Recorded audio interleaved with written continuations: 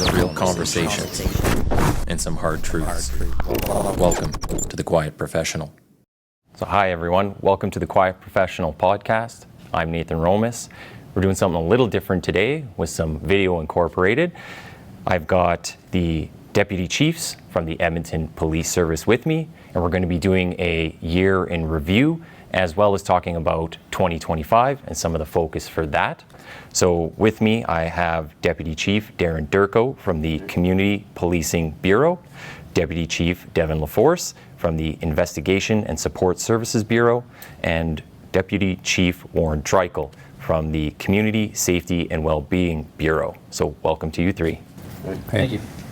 So we'll start by talking about 2024. A big year, lots of stuff happened. I think it's going to be great to talk about the bureaus as a whole, because we're going to get a very big picture. And this is something that the membership, but also the public would like to know. What exactly does your bureau do? And talk a bit about the scope of the work. So maybe we'll start with you, Deputy Chief Durko. Sure, yeah, I got the Community Policing Bureau. That's patrol, that's all frontline policing. So we have 6 patrol branches in Edmonton. They're placed in, north, south, east, west, and in between. It's all the response to calls, 24/7 policing. The patrol squads are out there, keeping the streets safe, doing proactive policing. I also have, there's probably about 800 constables, and then there'd be the supervisors and stuff. So it's probably just under 1,000 members in my bureau. Okay. DC LaForce. I work in your bureau, so I have a little bit of an idea, but you want to tell me what else is going on in that world? Yeah, absolutely. And I guess the easy way to think about the Investigation Support Services Bureau is to think that it's kind of like all things investigations. It's kind of like the one way to look at it. Or if you look at certainly what Darren's talking about from all of the patrol members and that initial response, whenever somebody gets part of a bigger file, a more complex investigation, then typically it'll float over to members from my bureau to kind of take on and continue that investigation. So within my bureau, I've got I have 4 different superintendents, but for the criminal investigations division is kind of that big one. Is like your homicides, robberies, sexual assaults, intimate partner violence, all of those types of investigations. Organized crime branch, which certainly you're part of, Nathan, so you understand some of the work and the complexities of those files. And then I have on investigative support, which is just has been just growing exponentially. And so some of that is kind of your traditional stuff, like your undercover operations and your wiretap, surveillance, all those types of areas. But really, really big growth in forensic sciences. And so you're seeing stuff like lots of tech solutions with rapid DNA, facial recognition, tech crimes, cyber crimes, those types of things. And then I also have operational support. So just because that wasn't quite big enough, I also look after tactical canine traffic, so flight ops. So once you have like kind of those support areas as well. So it's about 700 ish members in the bureau, and but just by sheer volume of different areas, that's certainly just a big variety of work. And then I also connect to kind of like your bigger integrated stuff with the province through Alert. So CFSU Edmonton kind of plugs into CID. Right now the CEO of Alert is one of my superintendents, and so we plug into the provincial stuff in that fashion. Okay, awesome. And Deputy Chief Treichel, you're one of the newest branches. Yeah, or newest bureau, yeah. So Community Safety Wellbeing. So it's kind of a departure. The 2 things you've heard, patrol investigations, are your very traditional, what's known as your kind of police craft, where you've got patrol response and investigation of crime, right? So that's what people are most familiar with. Community Safety Wellbeing was set up in 2019 with a real focus on maybe changing our perspective of how we deal with crime. So what do we do with offenders? How do we maybe deal with people that are, in crisis or marginalized or victimized differently, right? So I think it was recognized that the justice system might not be the best avenue for people, so it was created with an idea of partnerships. So who can we partner with to deal with our most recidivist, most heavy users of service differently? And as you know, that kind of resulted in the creation of the help team. So where we have social navigators, which are employees of some of our social partners, paired up with police officers, trying to be, I guess, a little more intentional around people that are, in those kind of situations. So living on the street, living in encampments, or, that don't have that kind of support. So that's a big part of it, was the partnership piece is where it was created. Also within there, you have our school resource officers. So youth programs. So again, focus on partnerships, doing policing a little bit differently with a very focused intent, dealing with a very specific segment of the society. With that, since the Bureau's grown, we've brought Police Communications Branch in here, so we have e-com within the Bureau. The goal was to align it with kind of that partnership idea. So there was an idea, or you've heard the narrative before, is that maybe we shouldn't send police to everything. So could we dispatch other people to calls? So the idea was bring comms over, or e-com, and we could then partner with other people in that environment. And we're building that. We're building integration with fire in that environment. We're looking at bringing 211 into the e-com center, which is our crisis diversion, so we can work closer with those partnerships. In addition to that, those functions, we also have kind of our disruption teams or our crime suppression branch. So those are really our proactive police units that support patrol, in those very crime-intensive geographical locations. So an example you might know of is Chinatown with the HSOC model. That's part of that. Transit police, or the transit tracks, is part of that model. So again, it's bringing those kind of police resources to bear, maybe not being so reactive, but trying to be proactive. And where we really want to move to with that model is, as patrol or investigations identify these neighborhoods that are impacted, we can maybe augment those efforts outside of that very traditional policing model. Okay. Yeah, and I guess for the membership and even for the public, learning that these aren't like mutually exclusive bureaus, right? There's a lot of overlap. We'll get into all of that as well as once we get into furthering these topics. But what I want to do is just start with a highlight from each of your bureaus. So I'll kind of go reverse order here. We'll start with you, and maybe just highlight something that, whether it's stat-wise or a certain function that you've been able to fulfill this year, but what's kind of stood out for you? Well, I think there's several. I run the risk of neglecting someone because there's been so much good work. The one I think want to focus on is encampment work, right? So that was really driven out of this bureau with support from across the service, of course, but taking that high-risk encampment team approach and really coming up with a strategy to deal with the encampments, right? And it's been a long year of that. It started out very intense. There was a lot of opposition. There was a court injunction to stop the work, but it was perseverance, right, within that CSWB model, and saying, how do we bring people to the table to work on encampments? And I think we've been fairly successful, right? So not to be naive that we're going to solve the problem. I was driving around this morning, and there's very few encampments out there. And what we're seeing from a stat perspective is we're seeing more people using the shelter system than they did last year. The shelters are full, and some people would criticize that that's a bad thing. It's actually a good thing. It means that people aren't staying on the street. And then it helps us also respond differently and say, can we build out those models, because there's obviously a need, right? When people were staying in encampments, the shelter systems weren't full, there was no desire to fix it, right? Yeah. So those are some of the things. And I think that was the big one. We knew that we were seeing people dying every day in the encampments, whether it was fire, overdoses, assaults. That is not occurring anymore. And some were very elaborate. Saw on the news as well. Yeah, and so it's hard to pin it all on one thing. We know opiate deaths are down in the region. Is it a result of encampments? Not solely, but probably partly, right? So there's been all these efforts to kind of help people push them towards services. And we've seen some pretty positive results out of that. I think the last part on that is, I can't say enough about the membership, the way they've jumped to on this. They feel supported and they're doing the work and they're eager to do it, right? So being able to solve these problems where I think in the past they didn't feel they were being supported, I think that's been a real win for us. Very cool. DC LaForce, outside of GST, what's the highlight? You know what, and kind of similar, when they have such a diverse bureau, there is just so much excellent work, just literally just happening everywhere. We had just a little Christmas luncheon here recently, just talking to the different divisions as far as the different highlights, and it turns into a really long list of wins, which is just commendable, and quite frankly, it's got to do with excellent work from the teams everywhere.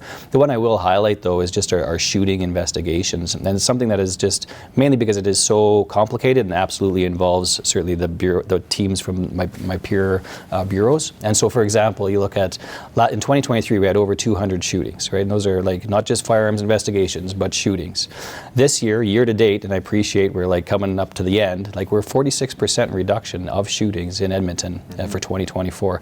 And it's there's so many layers to it. There's things on just firearms investigations, which would be kind of more into that org crime branch and some of the work that GST done. Certainly an overt presence with are org crime players and street gang players, but also importation of firearms, straw purchasing of firearms, all of those complexities, privately manufactured firearms. But then you look at like actually focusing on what like makes up the shooting. You start look at what leads up to somebody entering a gang or street gang lifestyle, radicalization of youth into gang violence. What are we doing to like basically get people dissuaded from joining gangs? Then you look at the other end of it, and like what are you doing to actually get people off of gangs, and how are you offboarding people from gangs? And then we have certain targets that are identified. We have an org crime intelligence hub that we put together, and are getting more strategic with who we're actually targeting, and that requires the work of a heavy on patrol, heavy on disruption. And so we're grabbing members from all of the bureaus that are coming together collectively to understand that they're a piece of that solution, right? So that piece of that solution is to actually make Edmontonians safer and have a safer environment, because there's a lot of shootings that we're having during the day where lots of innocent people can be struck by firearms, right? And so it is just something that really comes together, and everybody's really come together. I'd be remiss if I didn't speak about technology and firearms examination unit, not to mention working heavily with some like achieving some grant funding from both the province and the feds. That's what and it's I like was we're gonna leveraging mention, like left, right, and center, everything really to come together and do what we can to kind of get rid of that violence. So, DC Durko, what's happening in your world? Frontline policing, you know what, we've gone through a real shift here. Like if you even go back a couple of years and going through COVID and defund and everything, it was a tough place to work. I mean, our members were getting criticized every time they pulled somebody over, or we're having an interaction with somebody on the street. It was continuous. I think we've seen a real shift in that. The public is really supporting us now. One of the big things that just kind of in the second half of 2024, but we've been working on for a long time, is the body-worn videos. I often would go and when we meet with the patrol members, this is coming and what do you guys think? And they welcomed it. Yeah. They 100% wanted to have the cameras. It was the transparency piece. It was a protection for them. And you know what? I think we got just over 300 cameras out there right now on the front lines. And the members are using them, and it seems to be going really well. So that's been a huge win for us. And I mean, our constables that are going to be working in this investigative area, they understand the challenges that are faced by the patrol members, because that's where they work. So now they're going to be able to be that support. They're going to be able to go to those calls and take over those complex investigations, serious assaults, shootings, different things, and be part of that investigative team. It's a win-win. That's great. Yeah. So we're going to start talking about concerns about public safety. Obviously, that's a big thing that's come up this last year especially. And I want to look at how each bureau has had to deal with that. So we'll start with you, DC Dreichel. And if you want to talk about public safety, maybe around the encampment space, I know you kind of touched on it a little bit with the encampments, but also the open-air drug use that we've seen and how maybe some of that's been clamped down on or changed. So. Yeah, and I think the encampments are one example. I'll talk about those first, but I think there's others, right? The first off is we recognize if we can be proactive about some of these, very significant disorder events, we actually see an improvement in public safety. And the numbers show it. We see some reduction in some of our crime types downtown, especially since the encampments are not there. Perception of safety is also, important because they are different. People don't see these things, so they feel safer in their spaces. A big goal for us, especially when it comes to encampments, the downtown core, transit, is having visible police officers. So that, I think, is the first thing. Having that social presence of police creates a perception of safety and actual safety.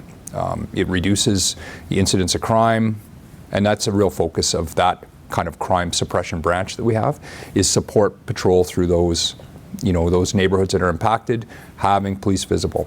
So we know that we have some police officers in transit. It was a provincial grant. We had funding for up to 50 police officers. We're not fully there yet, but we can show when those police officers are in transit, we see a reduction in crime, right? And we actually have members of the public coming up and telling our members how they feel safer when the police are there. So a big goal through the next year for us, and especially within this bureau, would be how can we get police officers freed up within this kind of community safety team model and be in those neighborhoods that are impacted. HSOC zone, which is known as HSOC or Healthy Streets Operations Center, traditionally the Chinatown district.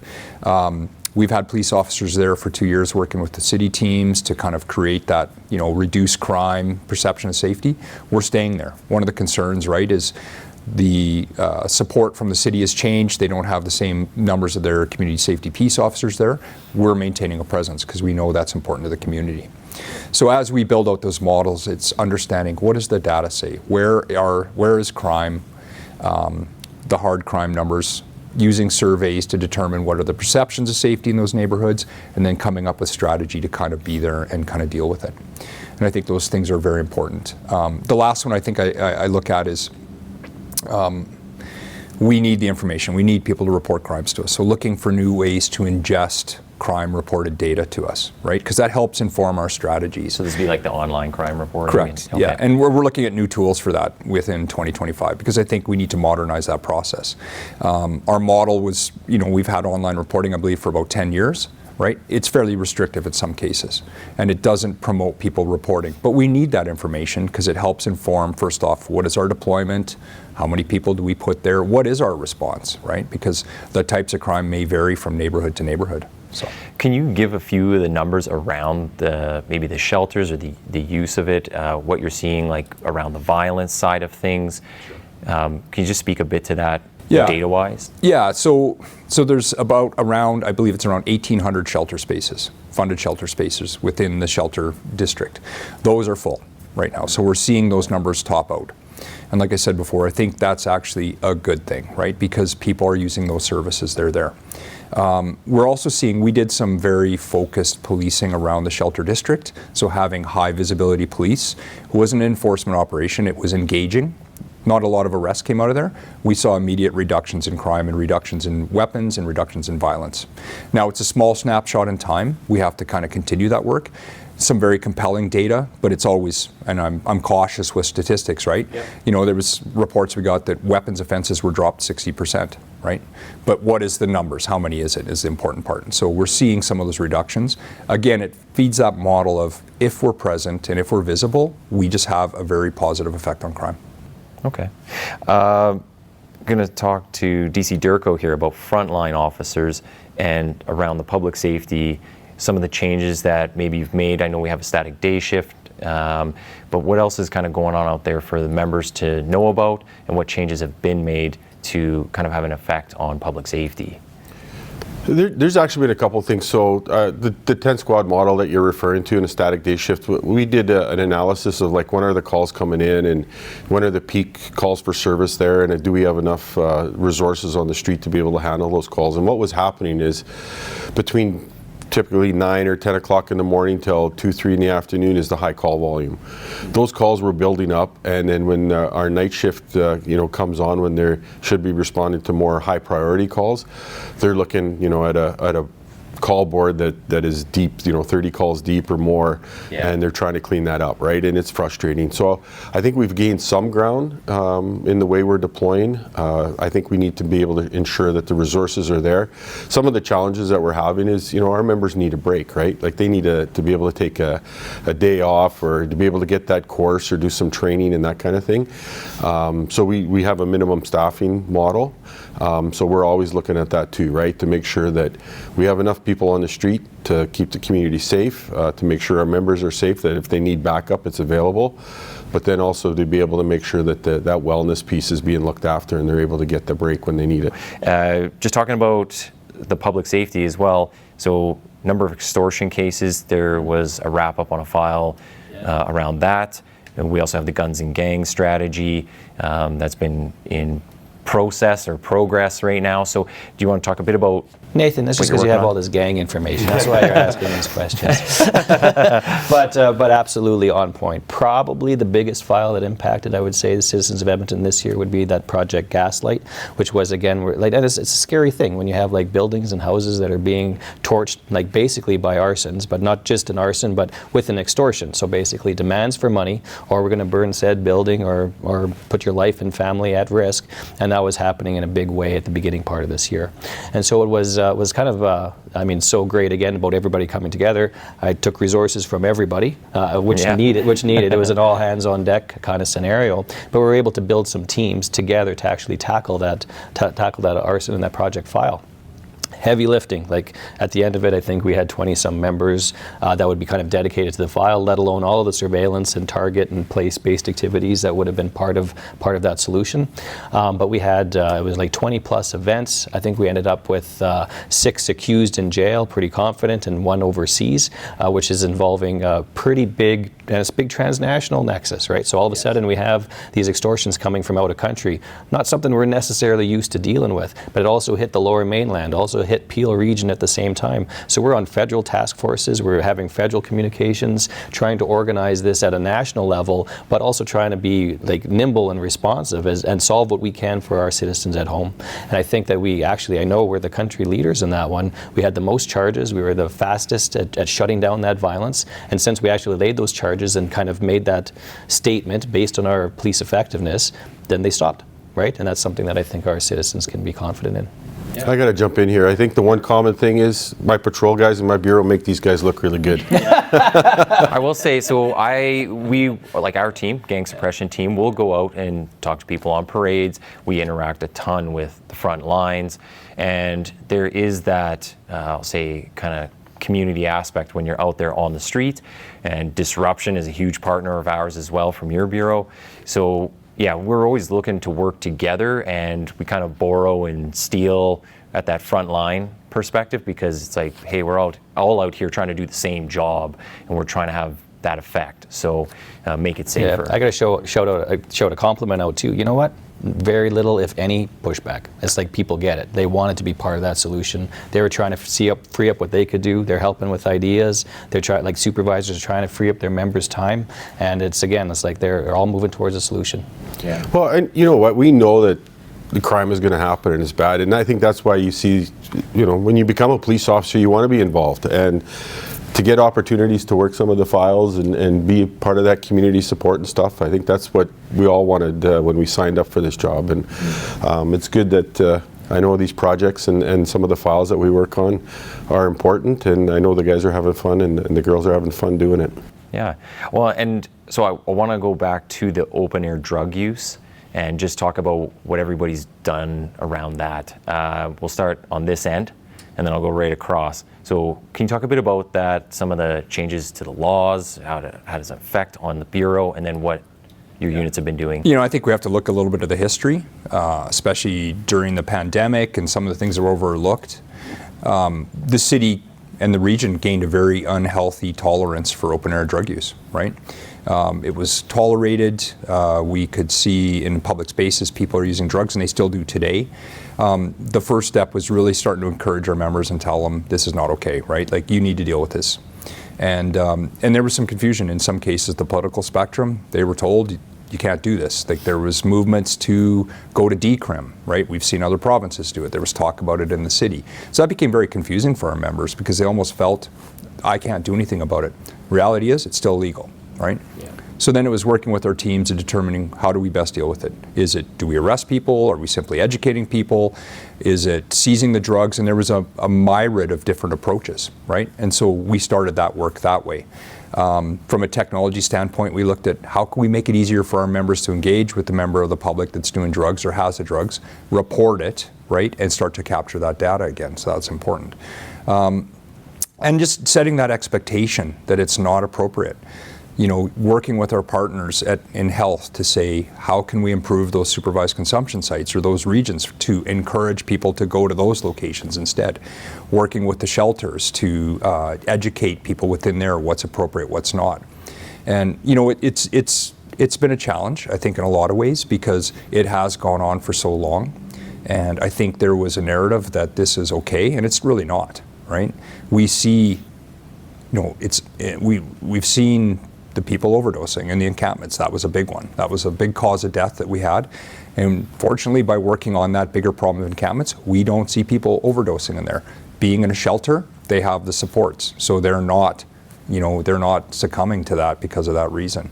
So those are all those things. So I think it's still a big thing we have to push. We have to kind of educate our members, continue to work with them, let them know they're supported, right? But we also have to kind of work with the public. right? And then just say like, yeah, like this is not okay. Like you need to support this activity. So, and this kind of like push to get this off our streets. I will say, when I did a few shifts with the tracks teams, it was very eye-opening. Like, and I'd worked downtown for about 5-6 years in patrol, but I was working one shift downtown, and we walked out here into Churchill Square, and every single one of the trained shelters, people were hotboxing it, smoking meth in there. Every single door was popped off the rails. And then we went down to Bonnie Doon, and just outside the mall, every single door popped off, cameras smashed right off.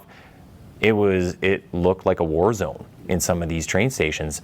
So, and that was an effect of allowing a lot of this. And yeah, members were handcuffed to a degree with, what do I do? What am I supported in doing? So yeah, there was a lot of questions around that time. Yeah. So. Yeah, and I think it's gotten better. Like we are doing a better job of it. A big part was also leaning on our partners at the city to improve those areas, right? So changing those areas where we found that people were habitually going into transit, doing drugs, the lighting, those little alcoves. So having the community outreach teams funded by the city down there, educating people, trying to move them towards services rather than doing drugs in those spaces. Is there a certain number too on that? Like, is there a certain number of, we'll call them heavy users, or the recidivism, like we see a certain group? What are the numbers on that? I don't know the numbers for sure. It's not as high as you think, right? Like we're probably dealing with several hundred people that are resistive of services that continue to do that behavior. Okay. And we've never done the work of cataloging that, but it's not as high as you think. Okay. So we'll come to you. Yeah, for sure. I mean, it's interesting, and it's part of that kind of education, or perhaps like educating, both the public, but that maturation of open air drug use is just understanding kind of like the bigger picture about this, right? And that is like, well, where are they getting their drugs from? So not only are you like not going to offense drug or criminal, like charge somebody for drug possession, but now we're literally not charging drug traffickers, right? And so we're talking about predators on the most vulnerable of all people. Yeah. And so all of a sudden you had a little bit of an explosion of like street gangs, right? And street gang violence that comes with it is have their own little battles for territory and money and their own greed, right? And so all of a sudden it's feeding that kind of permissive societal attitude of having open air drug use, right? And so it actually caused more violence and brought more violence into that stream. It caused an increased demand for illegal drugs, right? And so as you're trying to look at the org crime activities and looking at the inflow and outflow of those bigger drug shipments or production that's coming to Edmonton, and then getting to our vulnerable people, like what is that connection?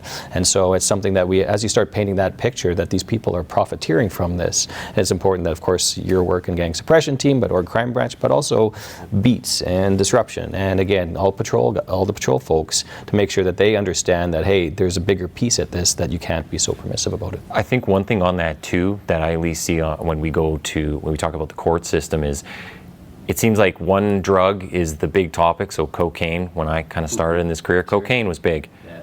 Nobody cares about cocaine anymore. It went to meth, then to fentanyl, and now we're carfentanil or whatever the next synthetic is.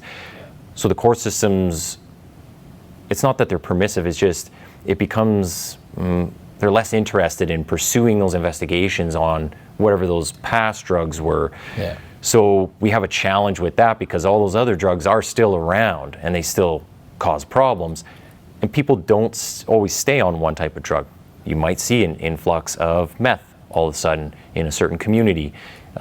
So yeah, there's a lot of different issues. It's not just a police issue, it's certainly a lot of other people that have to be involved. And you're looking at, like you mentioned, some of the complexities of just the drug commodity itself, right? And so you look at like all the poly drugs, and now you've got like meth and fentanyl laced with everything else, and kind of everything in between. But it's also interesting what the whole market, right? I mean, and org crime is incredibly responsive to the economics of their commodity, right? So it's like, meanwhile, you've got cocaine now about 10% of the value right now as it was when you would have first started, Nathan, right? And so it's interesting how those kind of shifts change. Absolutely. So you're kind of touching on something I want to get into. So we move from the drug use more to the violence side. But if you could also incorporate some of the outside partners, so we talk about the court system, maybe the political side, like are we making a push to do some reforms legislatively? Is there something we can change on that side of things? So when we talk about the violence, what is your bureau doing to kind of address those issues? So whether it's domestic violence or weapons, whatever we're talking about. And I didn't touch on it there, but even some of our partners, like we have we call them the navigators, the social navigators, right? And they're working in all our patrol branches. So if, you know, our members go to a call and they come across somebody that, you know what, criminal charges aren't going to be the solution for this person. There's a lot of underlying other issues, addictions, homelessness, and a lot of other things that they need support. The court system isn't going to fix that. So this social navigator will come in there and help us start navigating through the social system, right? Like, what does this person need? How do we get them the help they need? Because honestly, our police officers shouldn't be tying up their whole shifts going to social agencies trying to get this person help, right? So that's been a big win for us, and we're starting to see that now with some of our PAC teams. We're getting our mental health navigators within the branches as well, right? And they're available when you go to that call and you're dealing with somebody with you know, mental health issues and stuff, and you don't have a huge background in mental health. There's somebody that is working that could come in and give you a hand with that call. All right. And so we'll come back. I'm just going right back across. So we'll talk about the violence. So what is the Bureau doing to address some things? Are there any partners on the outside we should be working with, or that we already are working with to make some changes? Yeah, absolutely, and it's such a big question because it is like such a big focus of like so much of the work that my Bureau does. But I mean, we've highlighted you know, violent crime as a priority organizationally, as the #1 priority organizationally for over a year, and so some of the big pieces, and I know we're doing some big changes with kind of pivoting some restructuring around our investigative response sections. And that really is to kind of highlight and build capacity and focus on the investigation of violent crime. And that isn't just shootings. I mean, shootings are a lot, but we have way more stabbings and way more, you know, aggravated assaults where somebody is, you know, beaten and left for dead than just the shootings or just the homicides, right? And it's so we need to have to build that capacity. I've said this a number of times, and just because of the kind of that spike in violent crime, it matters little to me us just being where that file gets assigned. I care about solving it. Right? Yeah. Right. So how do I get everything that I need to actually solve that crime? And this is very much a very multi-layered approach. We have definitely some tech solutions, just because the investigations have have changed so much, right? Just the availability of video, as a for instance. But there's all other kinds of different tech solutions to solving that crime. But then you look at perhaps differentiated staffing. So we introduce investigative peace officers. We're talking about community safety officers, but we have like 3 investigative peace officers now working in our homicide teams as but one example. And that is, there is literally hundreds, if not thousands, terabytes of data for them to watch video on every homicide. And that's great, but that occupies a lot of my detective time, whereas now I could have a peace officer completing that same function, and I don't have any kind of loss from my file for court, right? So it's like, how do I build that capacity differently, knowing that resources are finite? And then as far as looking at violence in its totality, we've done it with guns and gangs. We're doing it right now with intimate partner violence. And it's understanding like what the strategy is. If all of a sudden I'm only responding to those crimes, I'm always going to need more officers to respond to those crimes. What am I doing on the bookends, right? And that is like, what am I doing so that people don't become radicalized or have whatever criminogenic factors they are in order to commit those crimes in the first place? And then also, what are we doing to support on the back end? Some of that is offender management. And we like to think, oh, that's just like curfew checks and making sure they are where they're adhering to the rules that the court gives them. But it's also offender support, and that's a little bit of something that's nuanced. We're not used to that, but we've learned those lessons from CSWB and what we've achieved in disorder. It's like, if we actually get people the supports for jobs and relationship and whatever that needs to kind of become that more stable environment for them at home, then there's a lot less recidivism to those crimes, a lot less likelihood of somebody getting really hurt. So it's this understanding that the violence isn't just responding to an enforcement; it's the big picture about it. Yeah. Okay, well, we heard some good overlap there with yours. You know, I talked a lot about the encampments, but I think I'll just finish off that part of it. Is just like, once we started to remove those encampments, we saw an immediate reduction of the victimization of that population. So, and what we saw was within those encampments, a lot of gang activity, there was drug dealing, human trafficking, sexual assaults, aggravated assaults coming out of those environments, notwithstanding all the property crime that was spreading into the neighborhoods around them. So once they were gone, those went away. We saw immediate reductions in some of those crime types within the downtown core, and we saw, like as Darren was saying, proactive time for our members going up, which is a good thing, because now they can be proactive in those spaces where we need them. So that was one good thing. The other thing, we're talking about the school resource officers for a second. So we were, during couple of years ago during the defund movement, the school resource officers were pulled out of the school system. We went back to the Catholic system. We're now going back to the public system. And I think that's an important note. I think there's always questions about the value of an SRO or a school resource officer in there, and it's huge. Like, we know the schools have changed since the pandemic. You know, the whole dynamic of schools. We see tons of violence. We tracked within the public school system itself, there was probably, over that time, the couple of years that the school resource officers were not there, patrol responded to over 800 calls in those schools, right? For a variety of things. So going back to that system is important. Having that, you know, that presence in schools, it's huge. So the plan is over the next year and a half to scale that back up. So we'll be in both the Catholic and public school system. What's important to note about that is there was always community concern, right? The concern was that we're victimizing people, that it's just about the cop in the school. The way we approach it this time, it's about a safety ecosystem in the school. Yeah. So there were a ton of other youth programs going on, a youth strategy. We have youth mental health workers now. We have what we call Y50, where we're focusing on our highest youth offenders, right, from an offender management perspective. There's a whole kind of ecosystem now of youth programs that support that SRO program. So it's not just about cops in schools, it's about prevention. It's about dealing with those other problems with youth differently from a prevention, from a kind of like an intervention perspective rather than just having a cop, right? So that, I think that's important. I think the last one I want to talk about is we're developing across all bureaus a crime reduction plan. So, you know, you hear about different models using data to determine what are your priorities of crime. So looking holistically at the city across all the crime types, across all the divisions and branches, and saying, where are our most wicked problems? Focusing, as Deputy LaForest is saying, on violence. What resources do we need to respond to that? And so it's about having the data, understanding crime. It's about setting priorities as a group and dealing with them, but then having accountability. And accountability doesn't mean fix the problem, just somebody's doing something. Yeah. Domestic violence, a perfect example. Like, we could see spikes in that. It's then understanding we have that agility to kind of maybe respond differently, right? And it might be purely from a domestic offender kind of perspective, or it might be using our help teams, it might be using our YPAC teams, right, or our PAC teams, right? Well, I don't know if it's even so much for the police to necessarily solve it, right? We're a Band-Aid for the night. Maybe we get you resources, but there's a whole lot of other systems, kind of like that ecosystem you mentioned. There's a lot of other people who have to pick up the slack and help out on the front end, on the back end, whatever it might be. I can give you just a really quick example for like intimate partner violence. There's well over 100 non-governmental organizations in the city of Edmonton that offer support for victims of spousal violence, right? Wow. And so it's like, so now give that to a patrol officer to navigate, right? No problem, right?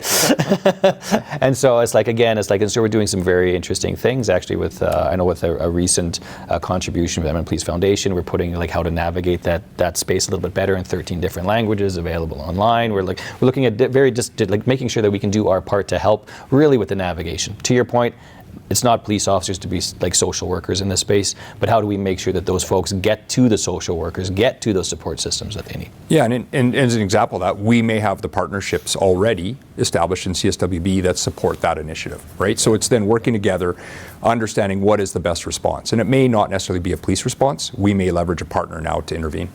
Yeah, perfect. I remember looking at those domestic violence cards you used to hand out, and it would have just a million resources for all different scenarios. But even as a police officer, I would look at those and I'm about to hand it to somebody.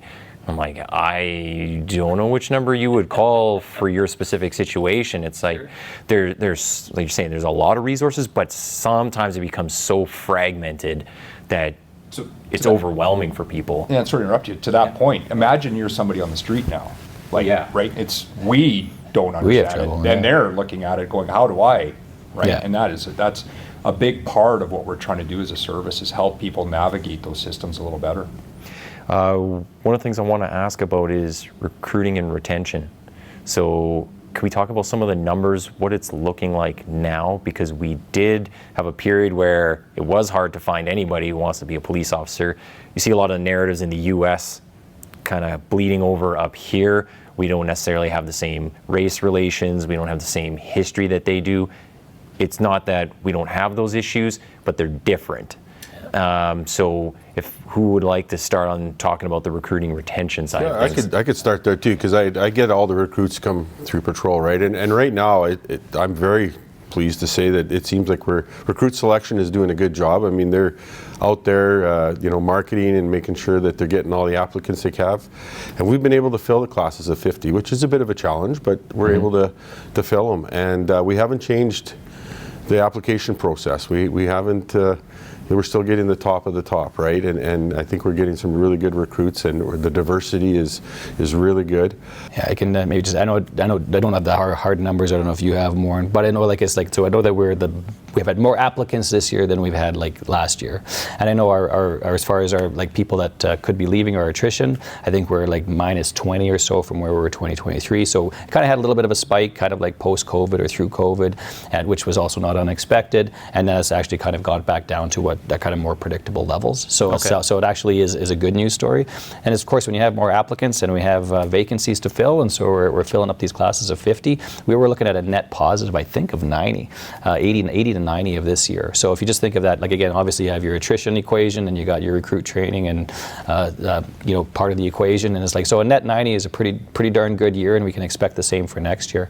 I wonder if a part of it, and of course we all have exposure nationally and even internationally on various committees and different things, but we're actually seeing that it's like the Edmonton Police Service is a very strong name in so many different spaces, whether it's innovation and AI, whether it's progressive views in CSWB, whether it's just a variety of different work that we're doing. We lead so many different committees, and we're part of so many different committees across the country that the Edmonton Police Service is a desirable place, and so I think our public and applicants know that, and so it is a great place to work. We should be proud of our agency. We have experienced officer classes too, and I know there is a lot of competition between services. Everyone's trying to pick off experienced officers, but you were going to say No, I was just going to say, I think one of the things we talk about often, right, is like getting back to that, why are people joining this job? And I think Darren mentioned it, right? It's like all these initiatives, like trying to find more time, feeding that proactive policing model, supporting our members to be more engaging, and really getting back to that, why are they joining the job? And I think that has a really net positive effect on that retention piece, right? There may have been a time where we may not have been meeting the expectations, right? And maybe we're still not there, but that's definitely something we're focused on as a team, is understanding why are you here, what do you want to get out of this job, and meeting those kind of expectations a bit. And you're touching right on something, one of the last two topics we'll get to, just talking about the state of the service. So some of the concerns that you do hear from your areas and what you're doing to address those. So I know recruiting, retention, that always comes up, how members can get that wellness piece, the work-life balance. So all that's in there. But I'll start on this end, and just what are you hearing and what are you doing to address it? Yeah, don't really hear a lot. I hate to say it, it's not all, sunshine and roses, but the big thing is our members are feeling a lot more supported. I'm trying to put a positive spin on this. It's like the things that were a problem to them, not knowing what was the mission, what were we doing, was a problem a year ago. It's not as big a problem anymore. So I think that's one thing we focus on, is really that communication piece. What do we expect? Trying to hone the mission a little bit. Like, it seemed like at times we're trying to boil the ocean. I use the analogy of football. We have 50 footballs on the field, and we're trying to move every single one a couple inches. Like, let's take a couple, put them in the end zone, right? Yeah. And so it's like completing those projects that are important. So just prioritizing. Yeah, and I think that's been important. Also really communicating some of the successes, right? So talking about, like, when we talk about Project Gaslight, right? Like, understanding the impact of that and how we were leading the country. Like, our members hear that as something to be proud of. Deputy Durko and I were at a meeting just with a group of downtown business people, and they're saying how happy they are to see more cops on the street and that engaging piece, right? So it's hearing those things, and I think we just continue that momentum. We keep looking for those opportunities is important. The challenge is always going to be staffing, right? It's doing more with less. So we have to figure out those efficiencies. And I think that that's a real something we're focused on in CSWB, is like, we know we're not getting a lot new bodies. We're not likely getting a lot more money. Like, how can we be as effective as we can with those resources? Yeah. Did you want to jump in on anything? Yeah, absolutely. So I mean, when you start, and my bureau is a little bit different, right? So and it's hard because you start looking at some of those kind of that more core function of those investigations, and actually a term that I know that has kind of come up through my area is just an investigative inflation. So every singular file seems to be way more complex and requires so much more, but it hasn't equated to more bodies coming in to help with that workload, right? And so and I have numerous examples of this where all of a sudden I'll use homicide but they're the same as every other investigative area, where all of a sudden the number of open files and uncleared files has continued to escalate over the last few years. So everybody appreciates, there's 30 to 40 homicides in any given year likely to happen in Edmonton, but it's like we have the same number of detectives, but I've grown now to over 88 open files that my detectives are carrying today, right? Besides just the number of homicides that they have to respond to at each and every time. And so it's like it is kind of like understanding and it's burning them out. They're on call, and then what they do see is they're like, how come CPB and patrol are plus bodies and we're down bodies? How come all these new bodies are going to CSWB? Like they do know that investigations are part of the solution, right? And it's like this is part of why we exist. And so I get hit with some of those blunt instruments right from my teams, and they're fair to send my way. And the reality is, so we're doing all kinds of things that we can to try and augment that support. So how do I build projects? We rejigged all of our projects, our project units, the support units, surveillance, undercover, and a project navigation to make sure that we're running those major crime projects continuously. We're part of our refocus on IRT is so that I can actually have a bigger detective pool to kind of backfill projects and assist with projects, so I can put together those teams when we're building with those more complex files. We're layering technology, we're looking at differentiated staffing, and at some point we are going to get more bodies. But what is important for my area to understand, and they do, is that if I can't just elevate one area. Sometimes you'll see a CSWB focus because maybe that's shiny today. Maybe it's CPB tomorrow, but then when's investigations get its turn? But instead what we have to start thinking about, how do we elevate the entire organization? It's all one system. So when Darren mentioned earlier, we're all carrying vacancies. We are all carrying vacancies. We're all supporting each other. We're all supporting each other. So how do we now move everything up as a collective, but understand that we all got to suffer a little bit. It's not going to be as good as we want it, but we're going to do what we can with what we have. Yeah, I think it's a lot of focusing on the positive at that point, like seeing what we have available to us, because when I look at other services and I talk to people from right across Canada and into the US and some other places, we're actually doing pretty good. People might want to complain about stuff, but it actually is very good here. Exactly. And they're complaints. I don't want to minimize them. They're valid, right? And they feel that burnout and that pressure. But it's just like, as long as they're supported and they're engaged and we're having recognition, but as a collective, we're in this together. So they just want to be that, want to see that. Just coming up to the end of our time, focus for 2025. So going forward, what is coming down the pipeline? Any special projects, technology? I know that's a big change that's coming up, but what's coming up for anyone? And I'll start with you over there. You know what? With patrol, I think I'm going to be looking inward and saying, what can we take off their plate? We've, in the last few years here, we've gone through a new records management system. They've had to learn that. We've introduced body-worn cameras and a lot of our processes, training, like anytime we introduce another piece of equipment, there's training that goes along with it, recertification and all this. It takes a lot of time. I think we need to start looking at how can we start taking some things off the plate to make their job easier so that they're out to be able to out of the stations, not in front of a computer, and actually engaging with the community. And I think that's something that we really need to focus on. Yeah. Yeah, that's great. I think it's largely it's kind of like, I hate to say it, but foot on the gas and much the same as far as my bureau goes. But we're doing so many things. So we've introduced a lot of technologies. I didn't even talk about drones, and we've expanded the drones program as for instance. I didn't talk about AI, but we have a big AI push right now to build financial crime, so we can go after the money for our organized crime players. Right? Yes. There's obviously we're looking at our actioning those projects. So it's going to be a whole bunch more of the same, but also to kind of like to understand that, hey, we're winning here, right? Mm-hmm. And so it's like, we're going to have an even better 2025 than we had in 2024, and everything we're doing is the right things that we're doing. So how do we continue to support that as an organization? Yeah, and I think just to add on to that, I think it's really, as Darren was saying, really focus inward, create some stabilization, right? We've done a ton of things over the last couple of years. Let's just optimize those now. We don't need to continue to build new things because we've done a lot. So focus on those. I think a real focus for us is going to be supporting that online reporting, virtual investigation model. And as a team, working together to figure out how we can do that from a true demand reduction perspective, right? The crime reduction plan. So again, using data effectively to say where can we best be deployed to have the most impact, right? And I think continuing to support our members from that wellness perspective, we recognize how busy they are, right? So how do we alleviate that? And we talked about finding time for them, right? So being able to find that time, whether it's taking the time off or being able to be proactive and kind of get back to why they joined this job. So those are all big pushes. The focus has to be, right, we know that this is a busy city. The population's grown, like Metro Census, from 1.1 to 1.5 million in the last couple of years, right? Yeah. It's not going to get quieter for us, right? But we just have to figure out where our priorities lay and how we really make sure that we ensure our members are well, that they're supported in doing this job. Great.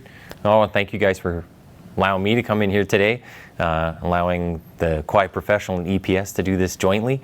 So I appreciate the high-level perspective over everything that you're talking about and getting into some of the nuances. But yeah, I think there's lots to look forward to in 2025. So thank you.